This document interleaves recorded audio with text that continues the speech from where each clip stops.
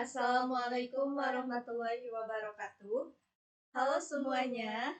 Sebelumnya kami mengucapkan terima kasih banyak kepada yang terhormat Ibu Sri Nuryani Eskom Mkom selaku dosen pengampu mata kuliah Analisis dan Perancangan Sistem Informasi yang telah membimbing kami dalam menyiapkan materi yang akan kami sampaikan pada kali ini. Perkenalkan, nama saya Listiani, kemudian di samping kanan saya ada Jenny Haryani, dan di samping kiri saya ada Vina Gustiani. Di sini kami akan menyampaikan materi mengenai Bab 2 Pengembangan Sistem Informasi. Baik, di dalam bagian pendahuluan ini kita akan membahas mengenai apa itu pengembangan. Jadi, di sini kami mengutip definisi pengembangan menurut Rowden yang mengatakan bahwa pengembangan adalah proses yang dilakukan untuk meningkatkan pengetahuan, keterampilan, dan kemampuan seseorang atau sekelompok orang sehingga mereka dapat melakukan tugas dan tanggung jawab mereka dengan lebih efektif dan efisien dalam pekerjaan mereka. Lalu, apa itu sistem?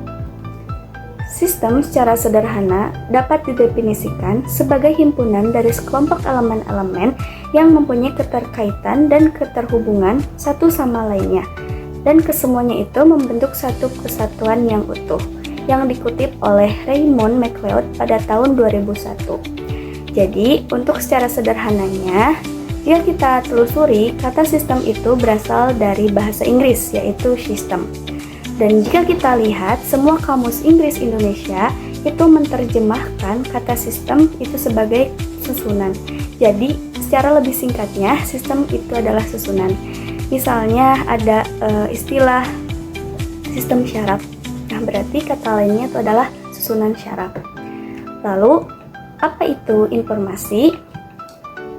Informasi adalah data yang telah diolah melalui sebuah proses sehingga menjadi bentuk yang lebih berguna dan berarti bagi penerimanya. Nah, barusan kan kita sudah menggali nih definisi dari pengembangan itu apa, sistem itu apa, dan informasi itu apa. Jadi, dapat kita simpulkan bahwa pengembangan sistem informasi adalah menyusun suatu sistem yang baru untuk menggantikan sistem yang lama, baik secara keseluruhan atau memperbaiki sistem yang sudah ada atau yang sedang berlangsung agar sistem tersebut dapat berjalan lebih optimal. Nah, maksud dari mengganti sistem yang lama itu seperti apa? Nah, di sini contohnya adalah sistem parkir. Dulu ketika kita pergi ke sebuah tempat, kemudian kita parkir, parkirnya itu masih menggunakan sistem manual seperti ini. Jadi, masih menggunakan jasa seorang tukang parkir untuk mengelola parkirannya. Sekarang juga masih sering kita temui, misalnya ketika kita pergi ke pasar atau kita pergi ke tempat-tempat kecil seperti toko. Tapi coba kita bayangkan jika di mall atau di perusahaan-perusahaan besar, parkirannya itu masih menggunakan sistem manual seperti tadi. Pasti sangat tidak efisien ya. Nah, makanya sistem manual atau sistem lama tadi dikembangkanlah, misalnya dengan dibuatnya sistem informasi pembayaran karcis parkir. Nah, di sini ada contoh dari alat parkir otomatis. Jadi sekarang ketika kita pergi ke mall, kita sudah jarang menemui penjaga parkir, yang ada hanya alat parkir otomatis ini. Jadi nanti kita tinggal tekan tombol yang ada di alat ini, kemudian nanti si alat ini akan mengeluarkan struk atau karcisnya. Nah, nanti di karcisnya itu ada barcode dan kita tinggal scan. Jadi nanti pembayarannya itu dengan cara transfer. Nah, nanti setelah kita transfer, kita scan lagi si karcisnya ke alat tadi. Nah, setelah itu palang pintunya akan terbuka secara otomatis. Dan mungkin untuk contoh yang lainnya itu misal jika dalam penjualan itu ada seorang kasir atau sistem informasi kasir. Dulu kasir ketika ingin menginputkan barang itu masih manual, tapi sekarang bisa dengan cara di-scan. Dan mungkin teman-teman punya contoh lain dari pengembangan sistem informasi, dan jika ada boleh komen di bawah. Selanjutnya ada tujuan dari pengembangan sistem. Yang pertama yaitu mendukung pengambilan keputusan. Jadi, sistem informasi itu memberikan data dan laporan, di mana data dan laporan tadi dapat membantu pihak manajemen dalam mengambil sebuah keputusan. Contohnya, ada perusahaan restoran yang tersebar di 2 wilayah, yaitu wilayah A dan wilayah B. Kemudian, pihak manajemen dapat menganalisis data penjualan dari kedua wilayah tadi untuk menentukan wilayah mana yang emang berpotensi untuk dibuatkan cabang baru. Misalnya di wilayah A itu penjualannya lebih tinggi daripada di wilayah B, sehingga pihak manajemen dapat mengambil keputusan bahwa di wilayah A lebih cocok untuk dibuatkan cabang baru. Kemudian yang kedua itu meningkatkan efisiensi operasional. Seperti contoh yang sebelumnya, bahwa pekerjaan yang asalnya dikerjakan lama atau yang sebelumnya dikerjakan 1 hari bisa menjadi 1 jam, yang asalnya 1 jam bisa menjadi 1 menit, yang asalnya 1 menit bisa menjadi real time gitu. Kemudian yang ketiga itu mendukung inovasi dan pertumbuhan. Contohnya dalam perusahaan e-commerce, data dapat membantu seorang atau sebuah perusahaan dalam mengidentifikasi tren produk mana yang emang banyak diminati oleh pelanggan, sehingga perusahaan tersebut dapat berinovasi, misalnya dengan menambahkan kategori baru atau produk-produk baru yang mungkin nantinya akan diminati oleh pelanggan. Kemudian yang keempat yaitu meningkatkan pengelolaan data. Misalnya dalam sebuah kantor, dulu ketika sistemnya masih manual, surat-surat atau berkas-berkas itu disimpan dalam bentuk fisik atau dalam bentuk kertas. Nah, dengan adanya sistem informasi ini, semua data atau berkas atau surat itu disimpan atau dikelola secara terkomputerisasi gitu. Dan pengelolaannya itu dapat ditingkatkan karena apa? Jika dulu dalam bentuk fisik, ketika kita ingin mencari satu surat saja, itu pasti membutuhkan waktu yang lama karena kita harus mencari satu persatu dari berkas tersebut. Sementara jika kita sudah ke sistem atau menggunakan sistem, kita tinggal mencari kata kuncinya saja sehingga nanti pengelolaannya lebih mudah dan lebih cepat. Kemudian yang kelima itu memperbaiki komunikasi internal dan eksternal. Komunikasi internal itu adalah komunikasi yang terjadi di dalam perusahaan itu sendiri atau di dalam organisasi itu sendiri. Sementara komunikasi eksternal itu terjadi antara perusahaan dan pihak luar, misalnya seorang sales dan pelanggan gitu contohnya. Maksud dari memperbaiki komunikasi di sini contohnya yaitu seorang sales yang ingin memasarkan produknya kepada para pelanggan. Itu kan termasuk ke dalam komunikasi eksternal. Nah, kita lihat nih perbandingan antara sales zaman dulu dan sales zaman sekarang dalam memasarkan produknya. Dulu ketika para sales ingin memasarkan produknya, sales tersebut harus menemui para pelanggan secara langsung atau secara face to face. Atau sales tersebut datang ke sebuah kampung, kemudian di kampung tersebut mengadakan sebuah perkumpulan yang mana nantinya sales tersebut akan mempresentasikan atau menawarkan produk yang ia bawa. Sementara di zaman sekarang itu sudah jarang kita lihat atau kita temuin cara seperti tadi. Sekarang kita sangat gampang dalam memasarkan produk. Kita bisa tinggal membuat brosur, kemudian kita upload di sosmed.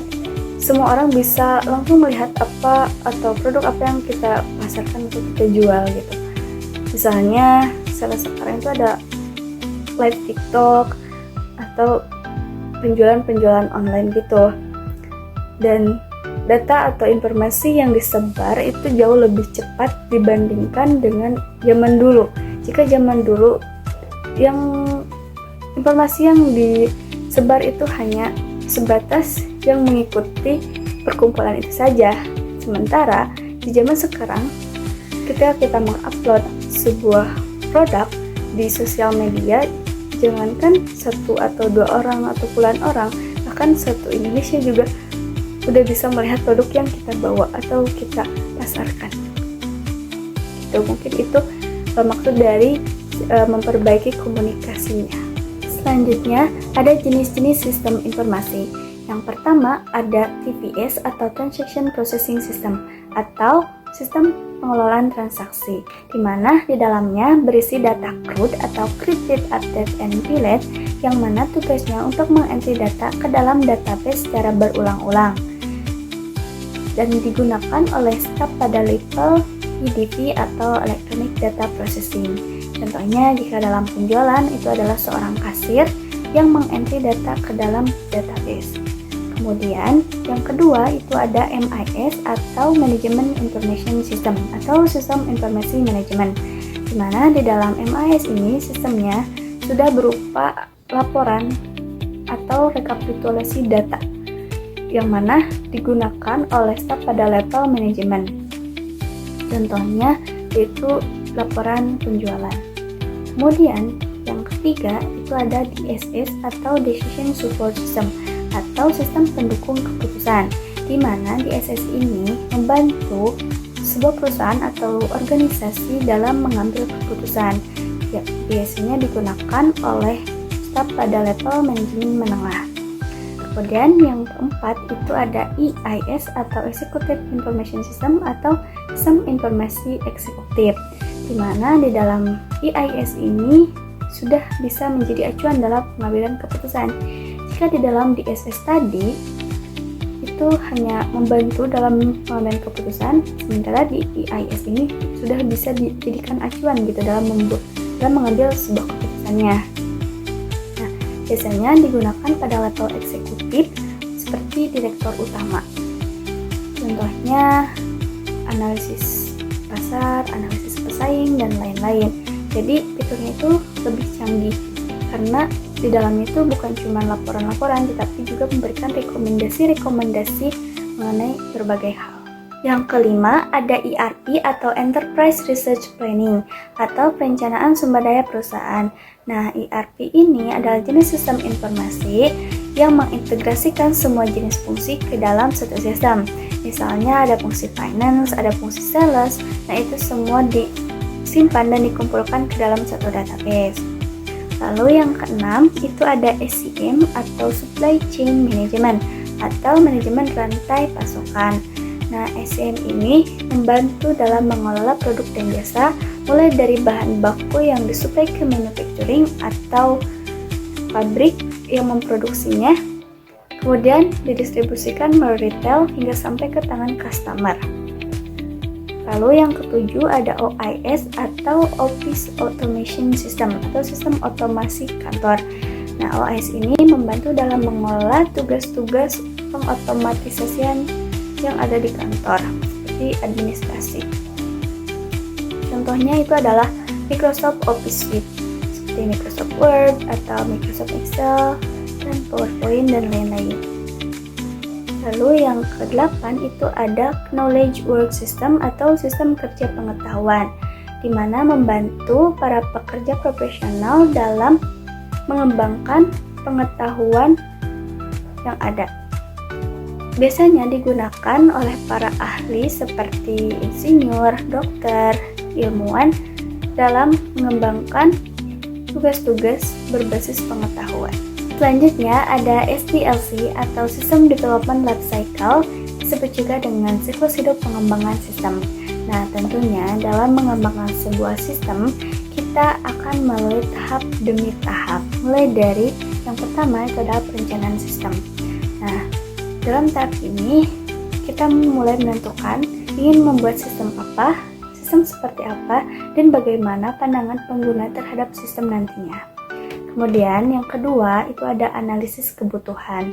Nah, setelah kita tahu nih kita bakalan membuat sistem apa, kita mulai analisis kebutuhan apa aja yang mungkin diperlukan ketika nanti pengembangan.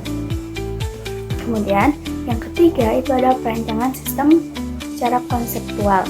Jadi kita mulai mendesain sistem informasi secara kasar atau secara garis besarnya sebagai gambaran nantinya. Kemudian yang keempat itu ada evaluasi dan seleksi item. Nah, setelah kita tahu, setelah kita punya desainnya, kita seleksi lagi dan kita evaluasi apakah ada yang kurang atau emang ada yang nggak perlu banget gitu. Itu tergantung manfaat dan juga biaya. Apakah ini terlalu boros, apakah nantinya ini gak bakalan bermanfaat gitu. Selanjutnya adalah perancangan sistem secara detail. Nah, setelah desain konseptual tadi disetujui, dimulailah membuat perancangan sistem secara detail dengan melibatkan semua komponen pada sistem. Kemudian yang keenam itu ada pengembangan sistem. Setelah desain tadi jadi, mulailah dibuat sistem tersebut oleh seorang programmer. Kemudian yang ketujuh itu ada implementasi sistem. Nah, pada tahap ini sistem yang sudah jadi tadi mulai diuji coba untuk melihat apakah sistem tersebut berfungsi sesuai dengan rencana atau tidak. Kemudian yang kedelapan ada pemeliharaan sistem. Setelah sistem berhasil diuji coba dan semua berjalan sesuai dengan rencana, sistem perlu dipelihara untuk memastikan bahwa ia tetap relevan dan berfungsi dengan baik seiring waktu. Selanjutnya, ada metodologi pengembangan sistem. Yang pertama ada waterfall. Disebut waterfall karena tahap demi tahap yang dilalui harus menunggu selesainya tahap sebelumnya dan berjalan berurutan. Nah, di sini ada 5 tahap pada waterfall. Misalnya, ketika kita selesai di tahap pertama, kemudian kita masuk ke tahap kedua, nah nanti kita tidak bisa balik lagi ke tahap pertama, karena memang aturannya di dalam waterfall itu harus berjalan berurutan. Nah, di tahap pertama atau requirements ini, kita analisis fitur apa aja yang ada atau yang ingin diadakan di dalam sistemnya nanti. Kemudian, apa pandangan pengguna terhadap sistemnya nanti. Nah, setelah kita masuk ke tahap requirements, kita masuk ke tahap desain atau tahap yang kedua. Di sini mulai didesain UI UX dan database-nya mau seperti apa. Dan nanti output-nya itu berupa mockup dan prototype dari UI dan UX. Nah, setelah masuk tahap desain, kita masuk ke tahap implementation, di mana di sini seorang programmer mulai bekerja, yaitu mengkonversi desain tadi ke dalam kode atau membuat aplikasinya. Nah, setelah itu masuk ke dalam tahap testing. Setelah berhasil dibuat atau diimplementasi, kita uji coba apakah si aplikasi tersebut sudah sesuai dengan yang diharapkan atau tidak. Nah, setelah diuji coba, masuk ke tahap deployment atau maintenance.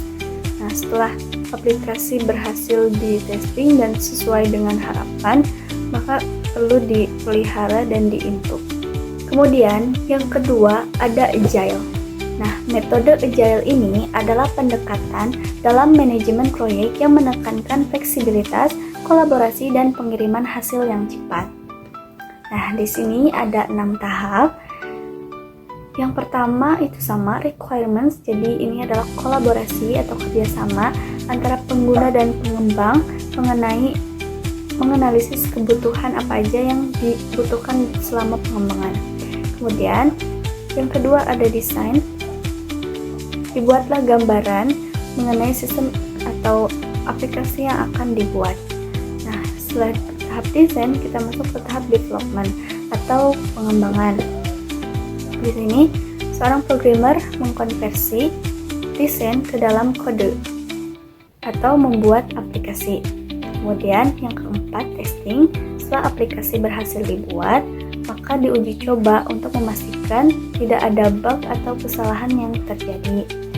Kemudian, setelah testing, itu masuk ke tahap deployment atau setelah berhasil diuji coba, maka aplikasi siap untuk didistribusikan kepada para pengguna. Nah, setelah di development, kita masuk ke tahap review. Jadi di dalam tahap review ini itu mengevaluasi dari tahap per tahap apakah sudah benar atau tidak, dan jika ada masukan atau perubahan pada setiap tahap maka akan dilakukan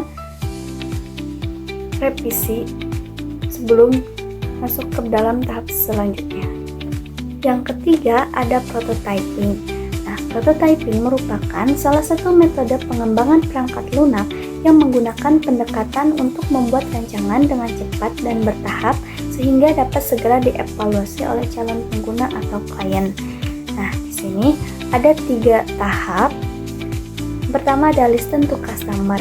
Jadi di sini seorang penulis atau pengembang dapat mendengarkan keluhan atau masalah dari seorang klien. Misalnya, seorang klien yang mengeluhkan tentang masalah susahnya pengelolaan data secara manual, maka si pengembang dapat tahu nih bagaimana nantinya si sistem tersebut atau aplikasi tersebut dikembangkan. Kemudian, setelah listen to customer, masuk ke build and revise mockup, membangun dan memperbaiki prototype. Nah, di sini mulai dibuat perancangan karena sudah tahu kebutuhan apa aja yang telah dibutuhkan. Kemudian, setelah dibuat, diperbaiki mulai dari prototype-nya. Nah, setelah build and revise and mockup, kita masuk ke customer test drives mockup. Jadi, setelah dibuat dan diperbaiki, maka seorang customer atau klien dapat menguji coba mockup yang telah dibuat dan diperbaiki tadi. Siklusnya terus berjalan hingga benar-benar si aplikasi tadi berjalan dengan lancar. Yang keempat ada RAD, yang merupakan pendekatan terbaik untuk mengembangkan prototipe dengan cepat guna menguji fungsionalitas perangkat lunak tanpa mengkhawatirkan dampak apapun pada produk akhir. Nah, di sini ada tahapan dari RAD. Yang pertama ada Analysis and Quick Design, yaitu menganalisis kebutuhan dan membuat desain, yang mana nanti hasilnya akan menghasilkan sebuah prototipe yang akan masuk ke dalam prototype cycle. Prototipe yang telah dihasilkan tadi akan didemonstrate atau dipresentasikan kepada klien, yang mana nantinya klien akan memberikan kritik dan saran mengenai prototipe yang telah dibuat. Setelah itu, masuk ke dalam tahap build atau pengembangan ulang, sesuai dengan kritik dan saran yang telah diberikan oleh klien. Kemudian di-refine atau diperbaiki, kemudian didemonstrasikan lagi kepada klien, terus sampai klien merasa puas. Dan setelah klien merasa puas, maka akan masuk ke dalam tahap testing atau pengujian. Dan setelah masuk ke dalam tahap testing, setelah berhasil lewati pengujian atau setelah berhasil diuji, maka masuk ke dalam tahap implementation atau pendistribusian perangkat lunak atau aplikasi. Yang kelima ada DevOps, yaitu merupakan singkatan dari 2 kata, yaitu development dan operation, di mana kedua kata tersebut bermakna operasional dan pengembang. Jadi ini merupakan kolaborasi atau kerjasama antara tim development dan tim operation, di mana di dalam tim development itu ada tahap plan atau perencanaan. Jadi merencanakan alur kerja dari awal sampai akhir pada perancangan sistem atau aplikasi. Kemudian masuk ke dalam tahap code, di mana pengembang mulai menulis kode untuk membuat sebuah sistem. Kemudian masuk ke tahap build atau membuat. Setelah pengembang menuliskan kode, maka pengembang akan membangun atau membuat sistem atau aplikasi yang telah direncanakan. Setelah dibuat, masuk ke dalam tahap tes atau pengujian. Jika masih terdapat kesalahan, maka akan dikirimkan kembali ke tim development untuk diperbaiki. Kemudian masuk ke tahap rilis, di mana tahap rilis ini ada pada tim operation. Jadi tahap rilis ini, kesalahan-kesalahan dalam program itu sudah teratasi dengan baik. Kemudian masuk ke dalam tahap deploy, atau menerapkan. Kemudian masuk ke dalam tab operation atau mengoperasikan aplikasi atau sistem yang telah dibuat. Lalu masuk ke dalam tahap monitor. Jadi tim operasional akan memonitor atau memantau kinerja dari aplikasi atau sistem yang telah dibuat dan juga mendengarkan feedback dari pengguna mengenai kesalahan atau kekurangan dari aplikasi yang dibuat agar bisa diimprove atau diperbaiki.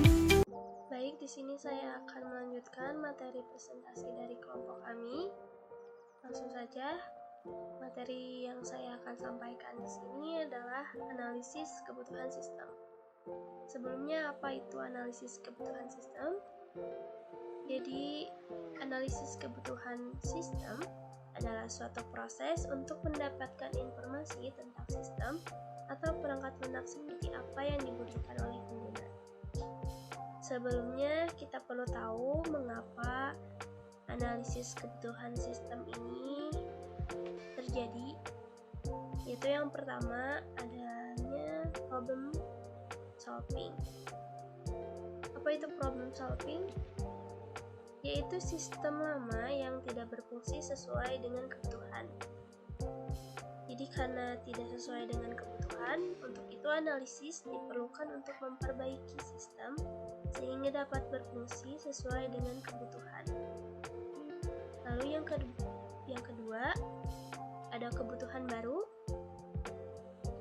Adanya kebutuhan baru dalam organisasi atau lingkungan sehingga diperlukan adanya modifikasi atau tambahan sistem informasi untuk mendukung organisasi tersebut. Lalu yang ketiga adalah mengimplementasikan ide atau teknologi baru. Seiring dengan perkembangan teknologi, maka sistem juga harus diupdate agar mampu bersaing dengan kompetitor. Yang keempat, meningkatkan performa sistem secara keseluruhan. Di sini diperlukan agar sistem yang ada pada saat ini dapat melakukan pengolahan data yang lebih cepat dan menampung data yang lebih banyak. Barusan kita telah mengetahui alasan diperlukan analisis kebutuhan sistem serta pengertiannya.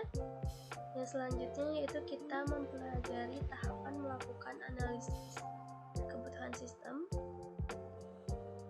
Baik, yang pertama, memahami masalah. Memahami masalah adalah tahapan yang sangat penting untuk membuat sistem informasi.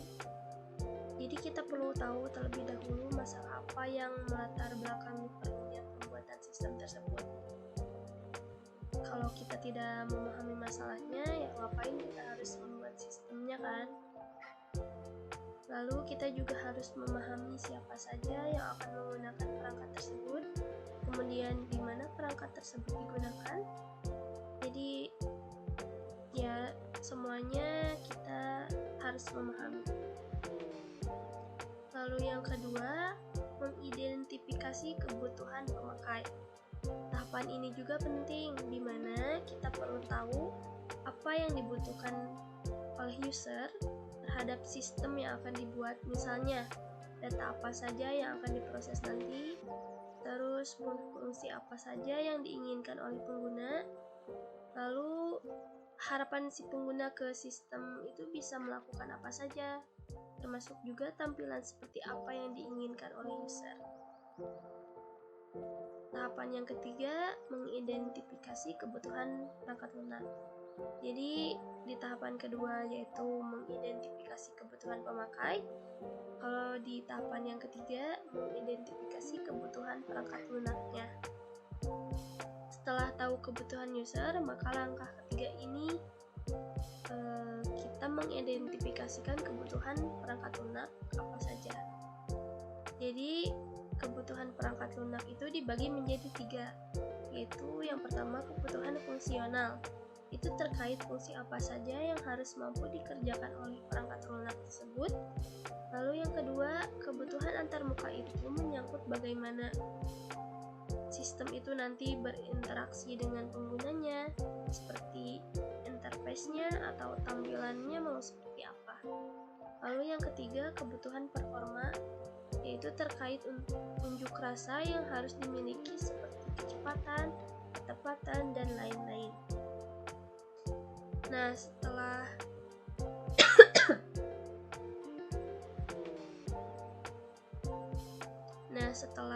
kita mengidentifikasi kebutuhan user dan perangkat lunaknya, yang paling penting adalah tahap keempat ini, yaitu membuat dokumentasi spesifik kebutuhan. Jadi dari langkah 1, 2, 3, ujungnya ke nomor 4 ini, kita membuat dokumentasi spesifik kebutuhan. Dokumen ini biasanya berisi pendahuluan, deskripsi umum, kebutuhan fungsional, kebutuhan data input-output, kebutuhan kualitas, batasan sistem, dan yang terakhir penutup. Lalu di langkah kelima adalah mengkaji ulang kebutuhan atau review. Tentu saja ini penting. Setelah jadi dokumentasinya, kita review, kita sampaikan kepada user, kita diskusikan apakah betul kebutuhan perangkat lunak yang diinginkan sudah sesuai dengan isi dokumen tersebut yang telah kita buat dan rancang. Bagian selanjutnya adalah desain sistem. Apa itu desain sistem? Menurut Robert G. Vergello atau John Rotherby, desain sistem merupakan tahap setelah analisa dari siklus pengembangan sistem, pendefinisian dari kebutuhan-kebutuhan fungsional, dan persiapan untuk rancang bangun implementasi, menggambarkan bagaimana suatu sistem itu dibentuk. Yang selanjutnya, rancangan desain sistem yang dibagi menjadi dua, yaitu yang pertama, desain logis. Apa itu desain logis? Desain ini adalah representasi abstrak dari aliran data, input, dan output dari sistem. Desain logis menjelaskan sumber, tujuan, penyimpanan data, dan aliran data semua dalam proses yang memenuhi kebutuhan user atau pengguna. Contohnya ada DFD dan ERP. Yang kedua adalah desain fisik. Dalam jenis desain ini, proses input dan output aktual dari sistem terkait dengan desain fisik. Adapun kriteria utamanya adalah mengelola bagaimana data diverifikasi, diproses, dan ditampilkan sebagaimana hasilnya. Yang selanjutnya adalah pengertian implementasi. Implementasi adalah prosedur yang dilakukan untuk menyelesaikan desain yang ada dalam dokumen desain yang disetujui dan menguji, menginstal, memulai, serta menggunakan sistem yang baru atau sistem yang diperbaiki. Adapun tujuan implementasi sistem, yang pertama menyelesaikan desain sistem yang telah ada dalam dokumen yang disetujui. Yang kedua, menguji dan mendokumentasikan program atau prosedur dari dokumen rancangan. Yang ketiga, memastikan bahwa pemakai dapat mengoperasikan sistem. Yang keempat, mempertimbangkan bahwa sistem memenuhi permintaan pemakai. Yang kelima, memastikan bahwa konversi ke sistem yang baru berjalan dengan benar. Yang selanjutnya adalah metode implementasi sistem.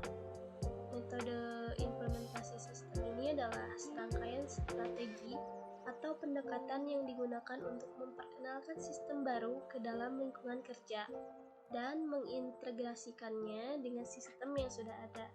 Dikutip dari Kendall Key dan Kendall G.E. System Analysis dan Design 2014. Yang pertama adalah metode paralel. Apa itu metode paralel? Dalam metode ini, sistem lama dan sistem baru berjalan secara bersamaan untuk beberapa waktu sehingga sistem baru dapat diandalkan sepenuhnya.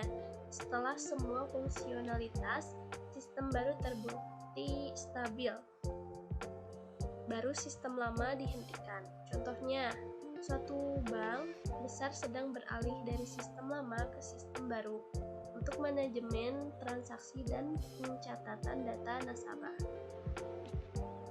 Jadi, sistem lama dan sistem baru itu dijalankan bersama-sama sampai sistem baru dapat benar-benar stabil seperti sistem lama. Lalu untuk yang kedua adalah metode langsung atau direct cover. Metode langsung melibatkan penggantian sistem lama dengan sistem baru pada waktu tertentu. Lalu yang ketiga adalah metode bertahap atau phased implementation. Pada metode bertahap, implementasi sistem baru dilakukan secara bertahap. Modul demi modul dari sistem baru diimplementasikan dan secara bertahap menggantikan modul dari sistem lama.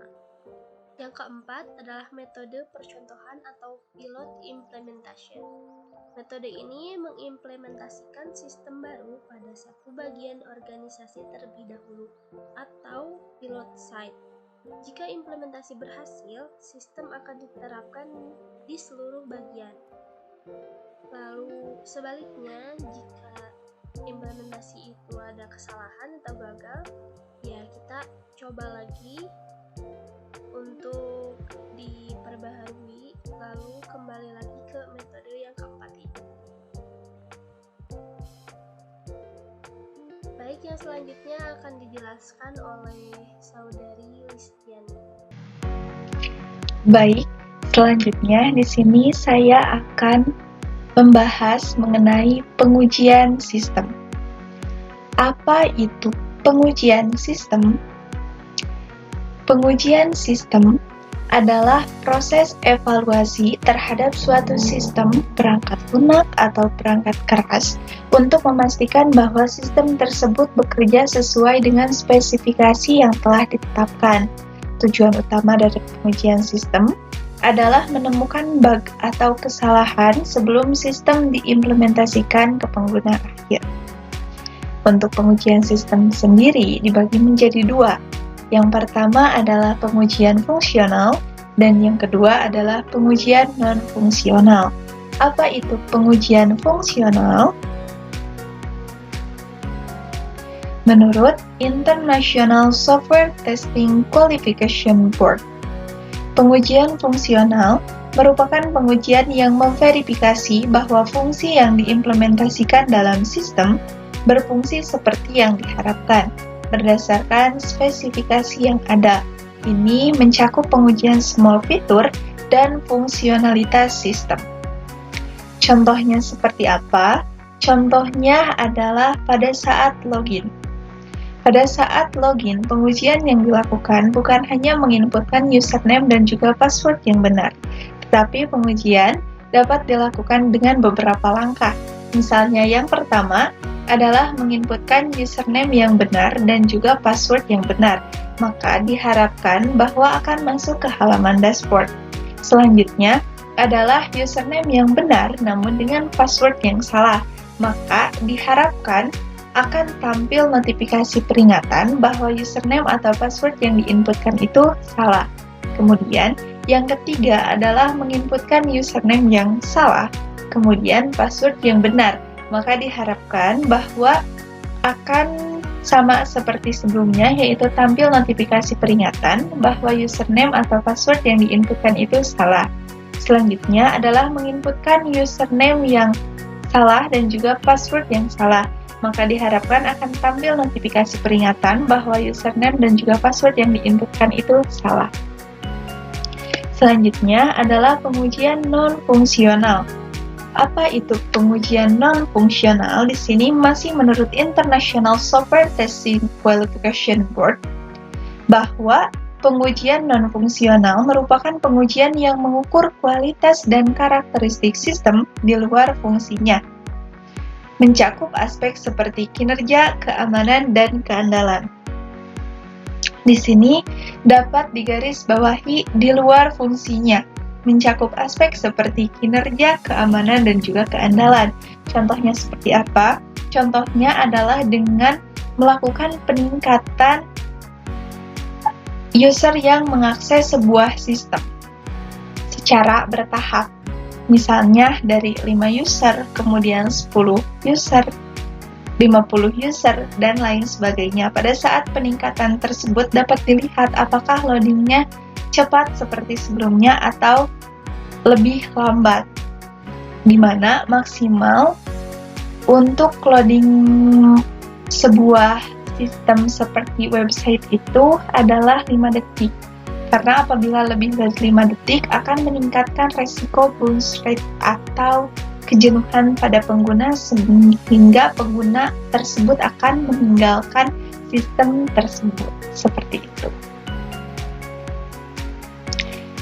Nah, di samping apa itu pengujian sistem, kemudian tujuannya seperti apa dan jenisnya apa saja, di sini juga ada teknik dari pengujian sistem.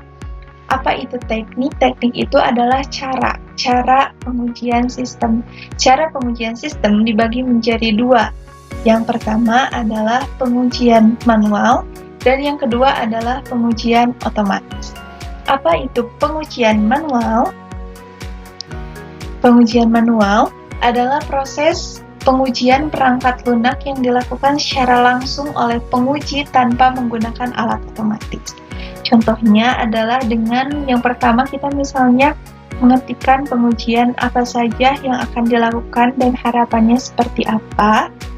Kemudian nanti di print out dan ketika dilakukan pengujian itu dicetak apakah telah sesuai atau belum, dan misalnya jika belum, errornya itu atau bugnya itu adalah apa, seperti itu. Jadi masih menggunakan pensil atau pulpen dalam melakukan pengujian.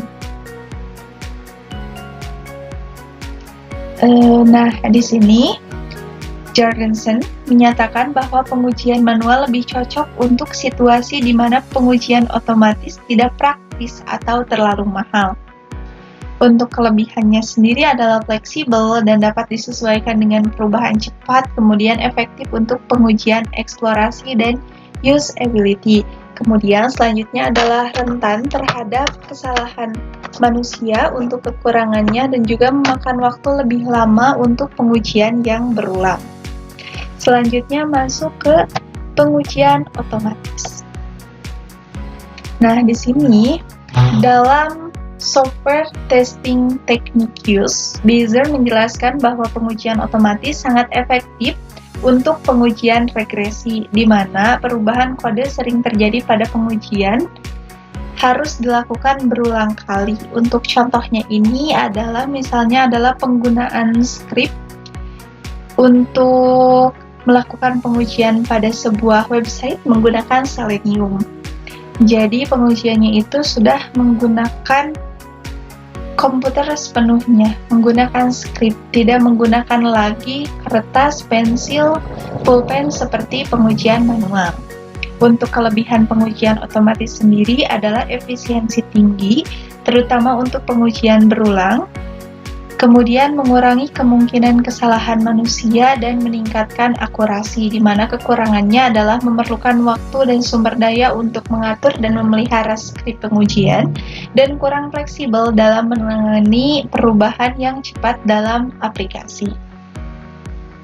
Selanjutnya, pemeliharaan sistem atau maintenance.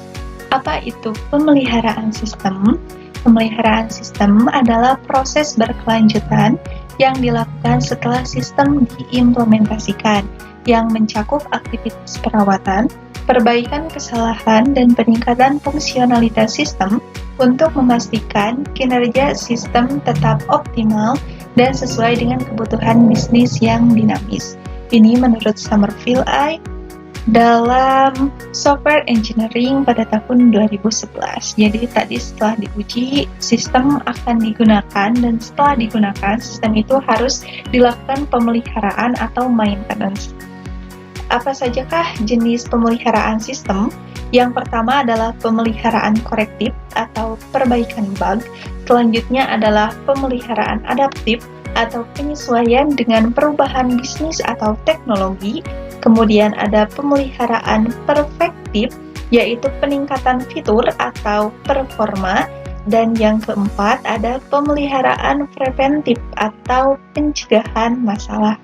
Seperti apa contohnya atau seperti apa maksudnya? Langsung saja di sini saya menampilkan contoh sistem yang digunakan di kampus, yaitu Sistem Informasi Akademik atau SIAKAD, di mana contoh pemeliharaan korektifnya itu adalah ketika proses pengambilan KRS atau perwalian, di mana pada saat itu terdapat bug.